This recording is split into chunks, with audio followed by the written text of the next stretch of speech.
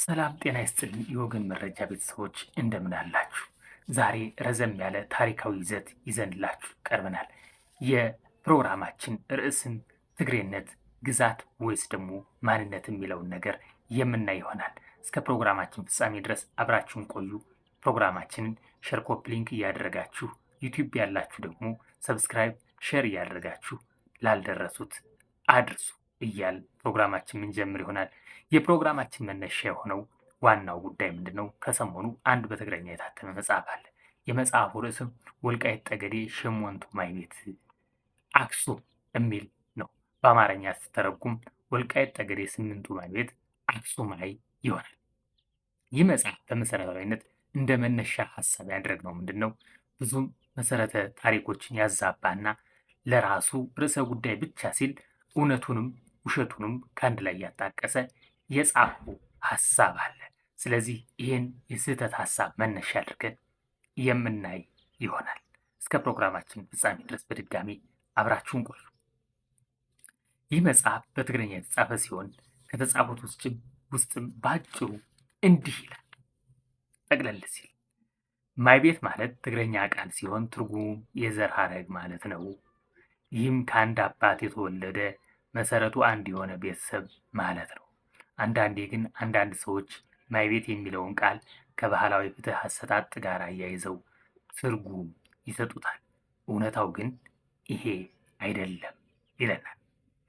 የታሪክ ምንጭ እንደሚሉን ስምንቱ ማይ ቤት የጠገዴ አባቶች ከጥንት ጀምሮ ከትግራይ አካባቢዎች ማለትም ከመደባይት ሐብር፣ ከአዴት፣ ከዛና፣ ከውቅሮና ሌሎች አካባቢዎች ክርስትናን ለማስፋፋት በቦታው የነበሩትን ጥንታዊ የኦሪት ሃይማኖት ተከታዮች ወይም ፈላሻዎች ድል በማድረግ ክርስትናን የሰበኩ ናቸው ይላል። እነዚህ ስምንቱ ማይ ቤት ሰዎች ትግረኛ ቋንቋ ተናጋሪዎች የትግራይ ሰዎች ሲሆኑ ከአማራ ጋር ምንም አይነት የቋንቋም የባህልም ትስስር ያልነበራቸው መሆኑ የተረጋገጠ ነው ይለናል። የትኛውን ታሪክ ማጣቀሻ አድርጎ እንዳረጋገጠ እንግዲህ በኋላ ላይ የምናየው ይሆናል። ከ2013 ዓ.ም ጀምሮ በአማራ የተፈጠረው የኃይል ሚዛን መቀየርን ተከትሎ ስምንቱ ማይ ቤት በአማራ ሊቃውን ተጠምዝዞ ሌላ ትርጉም እንዲሰጠው እየተሰራ ነው። ይኸውም በአማራ ክልል የባህል ፍርድ ቤቶች ማቋቋሚያ አዋጅ በ298/2017 መሰረት በክልሉ ምክር ቤት የጸደቁት 15 የግጭት መፍቻ ስርዓቶች አሁን ላይ በአማራ ባህላዊ ግጭት መፍቻ መንገድ ተደርጎ እውቅና ተሰጥቶብናል ይላል። እንግዲህ ይህ የጠገዴ ወልቃይት ህዝብ ከትግራይ የሄደ ነው። እንደመሄዱም ታሪክ ያረጋግጣል። ህዝቡም ትግራይ ነው፣ ቋንቋውም ትግረኛ ነው፣ ማንነቱም ትግሬ ነው ይለናል።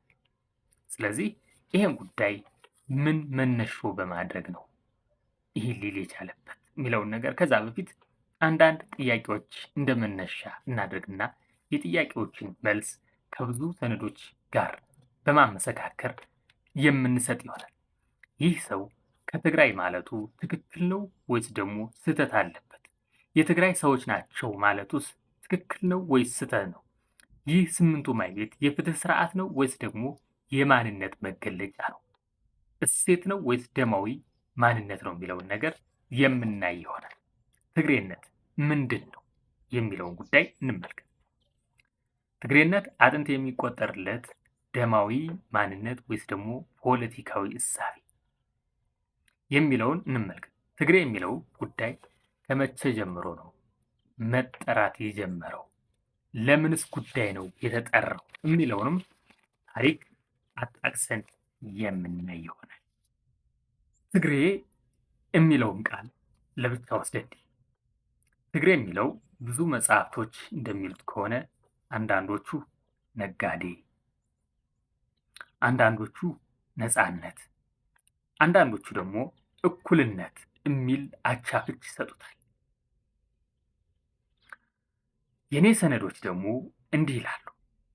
ትግሬ ማለት ስሙ ከጢግረስ ወንዝ ስም የተወሰደ ስም ሲሆን ትግራይ የሚባለው ቦታ ደግሞ በትንሽ ቦታ የተወሰነ ሲሆን ይህም በ18 በ1806 ዓመተ ምህረት አንድ ለእንግሊዝ ሕዝብ ምክር ቤት የቀረበ የጥናት መጽሐፍ ሩትስ ኢን አቢሲኒያ የሚል መጽሐፍ ላይ ተጠቅሶ እናያለን። ይህ መጽሐፍ በ1806 የተጠና በ1867 ደግሞ ለህትመት የበቃ እንዲህ ይላል ትግሬን ሲገልጸው። በሰሜን ሻንቅላ የሚያዋስነው፣ በምዕራብ ተከዜ፣ በደቡብ አዴትና ተንቤን፣ በምስራቅ አክሱም የሚያዋስነው ግዛት ነው ይላል ይህ መጽሐፍ። ስለዚህ ትግሬ አሁን ትግራይ የምንለው ክልሉ ሙሉ ሳይሆን በትንሽ ቦታ የተወሰነ እንደሆነ ይህ መጽሐፍ ያሳየናል። ከዚህ ቦታ ውጭ ያለው ዛሬ ትግራይ የምንለው ቦታ ሁሉ ደግሞ የሚኖሩበት ህዝቦች ነበሩ።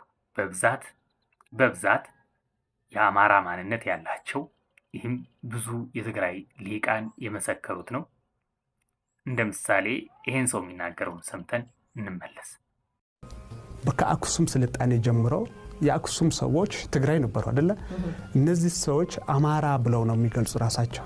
ቋንቋቸውም አማራ ነበር፣ አማራ ነው የሚለው። ስለዚህ ይሄ ማንኛውም ገዢ አማራ ነኝ ብሎ ነው የሚገዛ። ትግራዋይነት እንደ ብሔረሰብ የታወቀበት ዘመነ መንግስት እኔ ማቀው የትኛው ዘመነ መንግስት? ለምሳሌ ብዙ ሰዎች የአክሱምን ዘመነ መንግስት ጀዋር መሐመድም የትግራይ ብሔርተኞችም የአክሱምን ስልጣኔ የትግራይ ብሔርተኝነት ስልጣኔ አድርገው ለማቅረብ ይሞክራሉ። ይህ ስህተት ነው። በአክሱም ስልጣኔ ወቅት አንደኛ ትግርኛ ቋንቋ አልነበረም። ትግርኛ ባልነበረበት እና ደግሞ አንድም ቦታ ላይ የአክሱም ነገስታት የትግርኛ ተናጋሪነትም ሆነ የትግርኛ ተናጋሪ ባልነበረበት የትግራይ ብሔርተኝነት ሊሆን አይችልም። ሁለተኛ ትግራይ የሚባል ቃል እንደ ቃል ለመጀመሪያ ጊዜ ተጽፎ የምናገኘው በአምደ ጽዮን ጊዜ ነው። እሱም እንደ ብሔር አይደለም።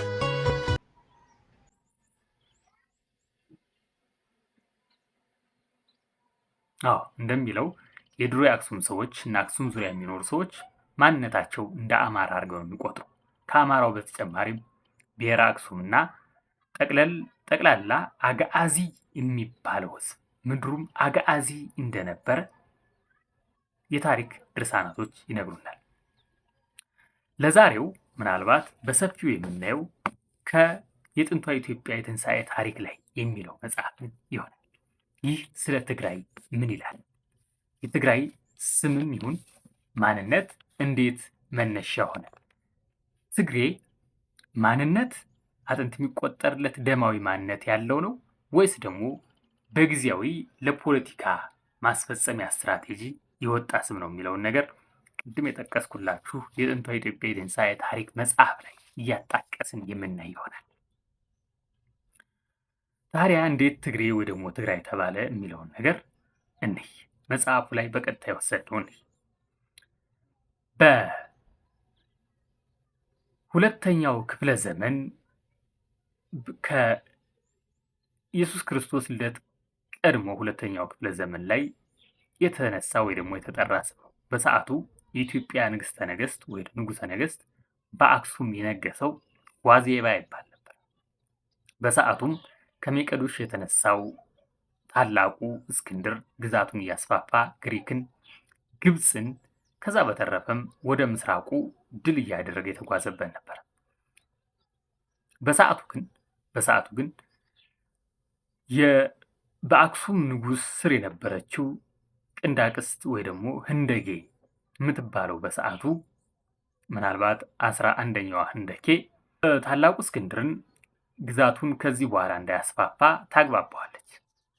ይሄ የኢትዮጵያ ወይ ደግሞ የአክሱሙ ንጉሠ ነገስትም አሌክሳንደርን ለመግጠም ይነሳል። ነገር ግን በመሃል ጣልቃ የገባችው ይህች ህንደኬ አስማምታ ከግብፅ በታች ወይ ደግሞ አፐር ኢጅፕት የምንለው ታችኛውን ግብፅ ተነስቶ ወደ ላይኛዋ ግብፅ እንዳይሄድ በሽምግልና ምክንያት ይሄው የንጉሱ ዋዜባና ታላቁ እስክንድርን አስማምታ አስታርቃ እስክንድርም እንዲመለስ ታደርጋለች። የዋዜባና እስክንድርን ካስማማች በኋላ አፄ ዋዜባና እስክንድር የስምምነታቸው መጽናት ያረጋግጡ ዘንድ አንድ ነገር ያደርጋሉ። ይሄም ምንድን ነው? አፄ ዋዜባ ለእስክንድር በቅሊንጦ የሚባለው የጦር አዛዥ ወይም ጀነራል 21,000 ወታደሮችን በድጋፍ መልኩ ለእስክንድር ይሰጠዋል። እስክንድርም ከመቄዶሽ ያመጣቸውን ምርጥ 10,000 ወታደሮች ለዋዜባ ይሰጠዋል። ይህም የቃል ኪዳናቸው ማጽኛ ይሆን ዘንድ ነበር። እስክንድርም ይህን ስምምነት ካደረገ በኋላ ወደ ምስራቁ ዓለም ዘመቻ ያደርጋል። ከዛ በተረፈ ምስራቁ ዓለም እስከ ህንድ ጫፍ ድረስ እስከ ቻይና ጠረፍ ድረስ ድል አድርጎ ዓለምን በቁጥጥሩ ስር ያደርጋል። ይሄ ብዙ የታሪክ መጽሐፍቶች ይጠቅሳሉ። ከዛ በተረፈ ይሄን ሁሉ ክፍለ ዓለም ድል ሲያደርግን ይህ 21,000 የኢትዮጵያ ወታደርና ወታደራዊ መሪው ቅሊንጦ ትልቅ አስተዋጽኦ አድርጓል። በጀግንነቱ፣ በጦር መሪነቱ፣ በጥበቡም በጣም የተደነቀ ነበር። ለእስክንድር ይህን ያክል ድልም የዚህ የቅሊንጦ አስተዋጽኦ እጅግ በጣም ከፍ ያለ ነበር። እስክንድር ድል ያደረገውን ዓለም ሁሉ በቁጥጥሩ ስር አድርጎ መቀመጫ ቦታውን ባቢሎን ላይ አድርጎ ያስተዳድር ጀመር። ነገር ግን እስክንድር አንድ ስጋት ነበረበት በሰዓቱ። ይህ ቅሊንጦ የተባለውን ኢትዮጵያዊ የጦር ጠበብት ስልጣን ይቀማኛል ሲል ይጠረጥር ነበር ብዙ ጊዜ።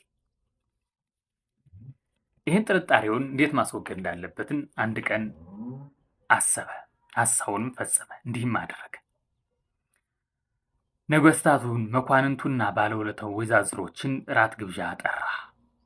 እንዲሁም ቅሊንጦስም አብሮ ከጎኑ አይለቅምና አብሮ ራቱን ግብዣ አደረገ። ከራት ግብዣውም የተወሰነ አልኮል ተጎነጩ። ከራት ግብዣው ላይ ብዙ ትዕይንቶች አሉ። ከትዕይንቶች ውስጥ ደግሞ የሻቦላ ጨዋታ ነው። ስለዚህ በዚህ ቀን እስክንድር ቅሊንጦስን እኔ እናንተም ለምን አንጫወትም በሚል ሂሳብ እንደ ቀልድ እንደ መዝናኛ አድርገው ሁለቱም ወደ ሻውላ መጫወቻ ሜዳው ይገባሉ። ይህን እስክንድር በልቡ ያሰበውን ክፋት ፈጸመ። ይህን የጦር ጠበብት ኢትዮጵያዊ በድንገት አዘናግቶ ገደለው። ይህን የሰማ የኢትዮጵያው ንጉሥ ዋዜባ የቅሊንጦስን መገደል ሲሰማ ፈረስ ጫኑልኝ፣ አዋጅ አውጁልኝ ብሎ ጦሩን ጭኖ እስክንድር ወዳለበት ገሰገሰ። እስክንድርም ይህን ሲሰማ ነገሩ እንደሚከብድበት ስላወቀና በጦር የቆየው እስክንድር ወታደሩን ተዳከመና ረብት እንደለመደ ሲያውቅ በዋዜባ እንደሚሸነፍና የኢትዮጵያ የጦር ጀግንነትም ስለሚረዳ እንዲህ አደረገ። የይቅርታ ደብዳቤና መጀመሪያ ድል ያደረገውን ምስራቁን ዓለም የባቢሎን ንጉሥ ሶስተኛውን ዳሪዮስን ከጢግረስ ወንዝ ሶሪያ ነበረ። ይሄን ድል ያደረገበት ምድር ላይ የነበሩ የሶሪያ ሰዎች ምናልባት እነዚህ ሶሪያ ሰዎች በሰዓቱ የነበሩት ሱቲ፣ ኢራቱይ፣ ኤዳር፣ አረብ ናቸው ተብሎ ይወሰዳል። እዚህ አካባቢ የነበሩ ኢትኒክ ማንነታቸው። እዚህ መጀመሪያ ዳሪዮስን ድል ያደረገበት ቦታ ላይ 25,000 ሰዎችን እና ይሄን የይቅርታ ደብዳቤ ጽፎ እነዚህ 25,000 ሰዎች በባሪያ ወይ ደግሞ በካሳ ስም ለአጼ ዋዜባ ይልክለታል። አጼ ዋዜባም ይቅርታውን ተቀብሎ ከጢግረስ ወንዝ የመጡትን 25,000 ባሪያዎችን ተቀብሎ ነገሩን አረጋው። አጼ ዋዜባም እነዚህ ለቅሊንጦ ካሳ የሆኑ የመጡት 25,000 ባሪያዎች አሁን ሽሬ በሰዓቱ ስሬ በሚባል አካባቢ አሰፈራቸው። ለዘመናትም በባሪያ ተገዥ ሆነው በተለይ ቤተ መንግስቱን እያገለገሉ ዘለቁ። ነገር ግን ሞት አይቀርምና ዋዜባ አርጅተው ሲሞቱ ልጃቸው ስልጣን ይዛል። ልጃቸው እንዳጋጣሚ ሆኖ የሶሪያ ዘር ነበረበት። ስለዚህ ይህ ልጃቸው አጼ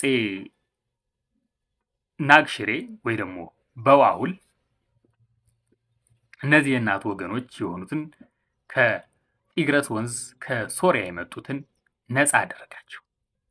ልዩ ልዩ የስልጣን ቦታም ሰጣቸው። አጼ በዋውል ወይ ደግሞ ናግሽሬ በእናቱ ሶሪያዊ ነበርና ምናልባት እዚህ አካባቢ ትግራይ የምንለው አሁን አካባቢ ኖሮ የነበረው ህዝብ ኢማሪያት፣ ራይዳን፣ ሳባውያን፣ ኩሳውያን፣ ሱካውያን፣ በጎስ፣ ኢልግ፣ በደው፣ ከለው፣ ፈለው፣ ቤጃ፣ ጅላሌ፣ ማክሮቢያ፣ ምናሜር እና ሌሎች ጎሳዎችን ጨምሮ ስማቸው አጋዚ ይባል የነበረው ለእናቴ ወገኖች መታሰቢያ ይሆን ዘንድ ትግሬ ይባሉ። ተከዜ ወደዚህ ያለው ግዛትም ትግራይ ይባል ብሎ አዋጅ አስነገረ። አዋጁም ጸደቀ። ስለዚህ ከዚህ ጊዜ በኋላ ምድረ አጋዚ ይባል የነበረው ሰዎቹም የተለያዩ ቅድም የጠቀስኳቸው ማንነት ያላቸው ሰዎች ይኖሩበት የነበረው ህዝቡ ትግሬ እንዲባል ግዛቱ ደግሞ ትግራይ እንዲባል አዋጅ አስነገረ። ከዚህ ጊዜ ጀምሮ ጸደቀ። ምናልባት ትግሬ የሚለውን የእናት ወገኖች የመጡበት ጢግረስ የሚለውን ለማሰብ እንደሆነ አብሮ ተጠቀሰ። ስለዚህ ትግሬ የሚለው ስም እዚህ ወንዝ ጢግረስ የሚለው ስም ጋር የተያያዘ እንደሆነና ከጢግረስ የመጡ ለቅሊንጦ ካሳ የሆኑ ዘንድ ስማቸውን እዚህ ጋር አያይዘው ይጠቅሳሉ። በዚህም አልቆ ነገርየው በሰዓቱ ይሄም አሁንም ቢሆን በዋውል ወይንም ናግሽሬ ካረጀና ከሞተ በኋላ ስልጣነ በትሩን ወንድሙ ይረከባል። ይሄ ወንድሙ ቦሪስም እንዲህ አደረገ። እነዚህ የእናቱ ወገኖች የናግሽሬ ወንድም ቦሪስም ይሄን የወንድሙን የትልቅ ወንድሙ ተግባር አጠናክሮ አስቀጠለ። እነዚህ የእናቱ ወገኖች በሰባት ክፍል ከፈላቸው። ይህም ትግረ፣ ትግሩ፣ ትግሪ፣ ትግራ፣ ትግሬ፣ ትግር፣ ትግሮ ብሎ በሰባት መደብ ከፈላቸው። ይህም በሰባት መደብ የተከፈለው ከሶሪያ ጢግረስ ወንዝ የመጣው ማህበረሰብም ሌላውን የአጋዚ ማህበረሰብ ቅድም የጠቀስኩት አክሱምና ዙሪያው ላይ ይኖሩ የነበሩ ሰዎችን በጋብቻ፣ በአምቻ፣ በባርነት፣ በቅምጥነት በልዩ ጉዳዮች ትግሬ እንዲሆኑና የእነሱን ባህል እሴት እንዲወርሱ ጭቆና ይፈጸምባቸው ጀመር። ስለዚህ ይህ ጭቆናም የፈጠረውን ምክንያት በማድረግ እነዚህ እዛው ይኖሩ የነበሩ ማህበረሰብ ወደ ተለያየ አቅጣጫ መሰደድ ጀመሩ። ጭቆናው ፈርተው ይሄ ስደትም ምናልባት እንደ ምሳሌ እናንሳ። ኢሮብ ወደ ምስራቅ ሰሜን፣ በተለይ ኢሮብ የሚባለው ማንነት አሁን ላይ ያለ ወደ ምስራቅ ሰሜን ትግራይ ተሰደደ። አሁን ላይም እዛው ነው ያሉት። በዋነኝነት እዚህ ለጀነራል ቅሊንጦ ካሳ ተብሎ የመጡት 25,000 ባሪያዎችም እዚህ ኢሮብ የሚባለው ማንነት ይኖርበት የነበረው ሽሬ ነበር የተረከቡት። ስለዚህ ኢሮቦች በዚህ በመገፋት በጭቆናም በባርነትም በአገዛዝ መገፋት ምክንያት ወደ ሰሜን ትግራይ ተሰደዱ። ማክሮቢያ ወይ ደግሞ ሐማሴን የሚባለው ደግሞ ወደ ኤርትራ ደጋማው ክፍል ተሰደደ። ፈላሻው ወደ ሰሜን ተራሮች ወደ ዳሽን ተራራ የምንለው አሁን ወደ ሰሜን ወሎ አንጎት ወደ ጠገዴ ወልቃይት ተበትኗል።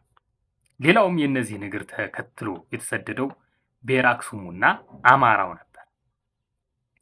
በለው፣ ከለው፣ ፈለው፣ አማራ፣ ብሔረ አክሱም ወደ ጠገዴ ወልቃይት ወደ ሰሜን ጸለምት፣ በየዳ፣ ጃናሞራ ወደ ማይጨው ወደ አንጎት ወደ ገነቴና ዋይስ አሁን ሰሜን ወሎ የምንለው እና ወደ መሳሰሉት ቦታዎች በየእግሩ ወደ እያመራው ተፈናቀለ። ምናልባት እዛ አካባቢ አክሱም ትንሽ ከአክሱም ሰፋ ራቅ ያሉ የነበሩት ነተንቤኖች እዛው አሁን ባሉበት ተረጋግተዋል። ሰባ እንደርታዎች እዛው አሉ መቀሌ አካባቢ ትንሽ ቢገፉም። እዛ በተረፈ ኩናማዎች ወደ ምዕራቡ ወደ ሱዳን አዋሳኝና ወደ ኤርትራ ተሰደዋል። ሌላውን በተመሳሳይ መልኩ እግር ወደ አመራው የተሰደደው እዛው ደግሞ ጉዳዩን ተቋቁሞ ደግሞ የቆየም አለ። የተወሰኑት ብሔረ አክሱሞች ችግሩን ተቋቁሞ እዛው ቆይተዋል። የተወሰኑት አሁንም ቢሆን አሉ በተወሰኑ መልኩ። እንደርታዎች እዛው ትንሽ ፈቀቅ ቢሉም እዛው መቀሌ አካባቢ ያሉ ሰዎች ናቸው። ተንቤኖችም እዛው አሁን በዋግ በአማራ ክልልና አሁን ትግሬ ክልል በምንለው አዋሳኝ አካባቢ ያሉ የማህበረሰብ አካላት ናቸው። እንዲያውም ወደ ተራራማውና ወደ ቆላማው አካባቢ ተገብተዋል ተንቤኖች።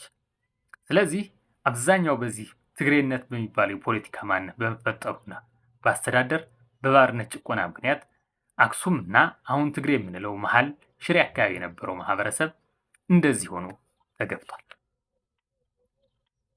ስለዚህ ይሄ ጉዳይ ምናልባት ለ1000 ዓመት ቀጥሎ ነበር። ምናልባት ይህን ጉዳይ ያስቆመችው ለእኔ መሲህ በታሪክ ደግሞ በጣም የምትጠላ የምትወገዘው ዮዲት ነች። ዮዲት ይሄን ታሪክ ዘመዶቿ የተገፉበት ወደ ሰሜን ታውቃለች እና ዮዲት በነገሰች ጊዜ በቀጥታ ያደረገችው ምንድን ነው? ይሄን ጭቆና በባርነት በአስተዳደር ጨቁን የነበረው አዲስ ማንነት ትግሬ የተባለውን ሄዳ ሙሉ በሙሉ ነው ያጠፋችው። ምናልባት ሁለት ትግሬና ትግረ የሚባሉት ተለይተው ሲቀሩ ትግሩ፣ ትግሪ፣ ትግራ፣ ትግርና ትግሮ የሚባል መደብ ሙሉ በሙሉ ነው ያጠፋችው። ምክንያቱ ደግሞ ሲያደርጉት የነበረውን ግፍ፣ መከራ፣ ስቃይ ስለምታቅ እነዚህ ትግሬና ትግረም የቀሩት በሰዓቱ ይሄኛው መደብ አርሶ አደርና በአስተዳደርም በሌላም ግፍ ስላልፈጸሙ ማህበረሰቡ ይሄ ማህበረሰብ ትግሬና ትግረ ግፍ አልፈጸምምና እነዚህን ታያቸው በሚል ሂሳብ እንደቀሩ ይሄ የጥንቷ ኢትዮጵያ የትንሣኤ ታሪክ መጽሐፍ ይነግረናል። ስለዚህ ከዚህ መጽሐፍ ደራሲ ወንድማችን ማየት ያለብን ምናልባት አንድ እውነታው የጠገዴ ማህበረሰብ ከትግራይ መነሳቱ አሁን ትግራይ የምንለው መነሳቱ ነው እንጂ ማንነቱ ትግሬ ቋንቋውም ትግረኛ እንዳልሆነ ልንረዳ ይገባል። ከዛ በተረፈ ትግሬ የሚለው ነገር ማንነት ሳይሆን ለፖለቲካ ርዕዮት የተፈጠረ እንደሆነ ወይ ደግሞ ጢግረስ የሚባለው አካባቢ ይኖሩ የነበሩ በሰዓቱ እነዚህ አሁን ትግሬ ነን የሚሉ አካላት እዛ ጢግረስ ወንዝ አካባቢ የነበሩ በሰዓቱ ሱቲ፣ ኢቱራይ፣ ቄዳር፣ አረብ ሊሆኑ እንደሚችሉ ደማዊ ማንነታቸው ታሪክ ይጠቅሳል። በተለይ ቋንቋቸው ደግሞ ከአረቡ ቋንቋ ጋር ብዙ ቃላትን ይወራረሳል። መወራረስ ብቻ አይደለም፣ የንግግር ዘይቤያቸው በተለይ እዚህ ጉሮሯቸው ላይ አከው የሚያወጡት ቃላት ደግሞ ከአረቡ ያነጋገር ዘይቤ ጋር በጣም እንደሚቀራረብ ያሳየናል። ስለዚህ አሁን ትግሬ የተባለው ማንነት ደማዊ ማንነት አጥንት የሚቆጠርለት ሳይሆን በፖለቲካ ርዕዮትና የራስን ወገን የበላይነት ለማድረግ ፖለቲካዊ ይዘት ያለው ማንነት እንደሆነ እንጂ አጥንት የሚቆጠርለት ደማዊ ማንነት እንዳልሆነ ይሄ ታሪክ ይነግረናል። ስለዚህ ታሪካዊ እውነታው ይህ ከሆነ ከምድረ አጋዚ ተነስተው ወደ ወልቃይት ጠገዴ የሄዱት ሰዎች 8ቱ ማይቤት ሃይማኖት ለማስፋፋት ሳይሆን ትግሬ በሚባለው ፖለቲካዊ ማንነት ተገፍተው እንደሆነ ልናውቅ ይገባል። አሁን ትግሬ የሚባለው ሕዝብ አጥንት የሚቆጠርለት ደማዊ ማንነት ሳይሆን ለፖለቲካ የበላይነትና ማንነት መስፋት ተግባር የተሰራ እንደሆነ አሁን ትግሬ ክልል ተብሎ የሚጠራው ቦታ የትግሬዎች ቦታ ሳይሆን አሁን በክልሉ ያሉ ማንነቶች ደማዊ ማንነታቸው ሌላ እንደሆነ አሁን ላይ ጠገዴ ወልቃይት ያለው ሕዝብ አንተ ወይ ደግሞ የመጽሐፉ ደራሲ እንደጻፈው ሳይሆን ቋንቋው ትግረኛ ሕዝቡም ትግሬ ሳይሆን ቋንቋ አማርኛ በትንሹ ግዕዝ ደማዊ ማንነቱ ደግሞ አማራ እንደሆነ የአማራ ሊቃውንት የሰጡት ትርጉም ትክክል እንደሆነና በአማራ ክልል የባህል ፍትህና ሽምግልና ማቋቋሚያ አዋጅ እውቅና መስጠቱ ትክክል እንደሆነ ልንረዳ ይገባል። ይሄ 8ቱ ማይቤትም ደማዊ ማንነት ሳይሆን በጊዜው ፍትህ ይሰጥበት የነበረ የፍትህ ስርዓት እንደሆነም ልታውቅ ይገባል የሚል ነገር ነው ያለኝ። ተሩ በሌላ ፕሮግራም እስክንገናኝ ድረስ ሰላም ያቆየን። ሰላም።